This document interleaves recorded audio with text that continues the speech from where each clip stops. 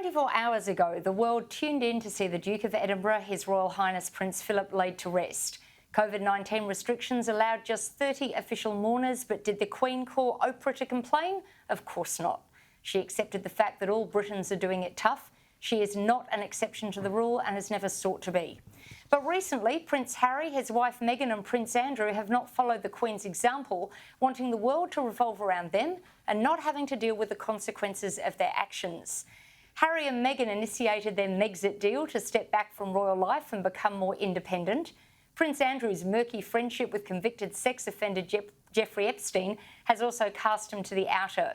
For both men, they needed to know that you don't try to refloat your public image at a funeral, and a ban on military uniforms by the Queen for the occasion spared them both embarrassment. Now, any funeral is stressful, but for a 94-year-old woman who has lost the love of her life, to have to step in suggests the royal men need to accept responsibility for the decisions they made in life and perhaps look to Prince Philip for guidance. When Prince Philip became engaged to the then Princess Elizabeth in the 1940s, he was an outsider. His three sisters were banned from attending his 1947 wedding because they'd been on the side of Germany in the war and were considered part of the enemy. He was subjected to racial slurs from both outside and within the House of Windsor. His family had been exiled from Greece. His mum suffered a severe mental breakdown and was committed to an asylum, and one sister died in a plane crash. British Prime Minister Winston Churchill banned the royals from taking Philip's surname Mountbatten for decades. He essentially gave up his naval career, leaving active military service when Elizabeth became Queen in 1952, having reached the rank of commander. Now, he accepted the decisions made on his title and his role within the British royal family from that point on. He accepted that when he married Elizabeth, he would be the satellite and she would be the planet. He made his fair share of ill-informed gaffes, but he accepted responsibility for them all. Perhaps there's a lesson on an entitlement here that an appearance on Oprah can't teach.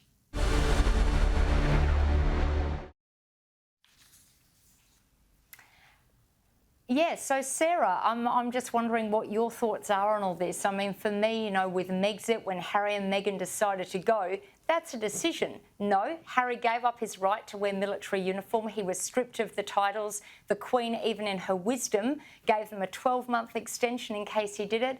That extension's gone by. They're gone now, yet he still wants to come back and have special treatment.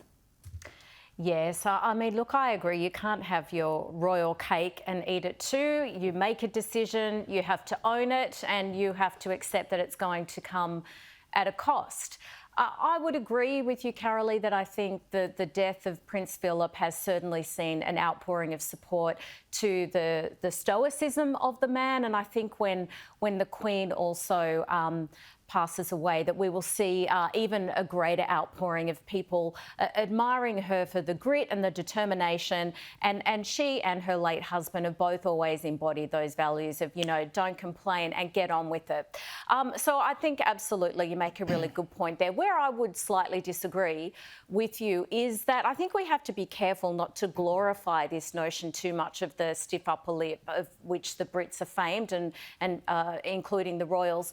At what cost does that come? I think it's really great that we as a community have slowly learnt to be more candid about things like mental health. And to be honest about those things is something that Philip's generation frowned upon and said, oh, look, stop this whinging and get on with it. And that comes at a very high human toll. So I just think we need to be careful not to demonise people that are a bit candid about their vulnerabilities and their problems.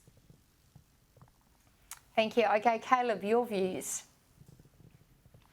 Look, I think the thing that annoys me the most, and I think annoys a lot of people with Harry and Meghan, is that, they decided they wanted to give up on public life, and that's what being part of the royal family is all about. And that's fine. You can tap out whatever. They decided to move to the US, and that could have been the end of it. They've got lucrative opportunities available to them. In fact, they've taken many lucrative opportunities.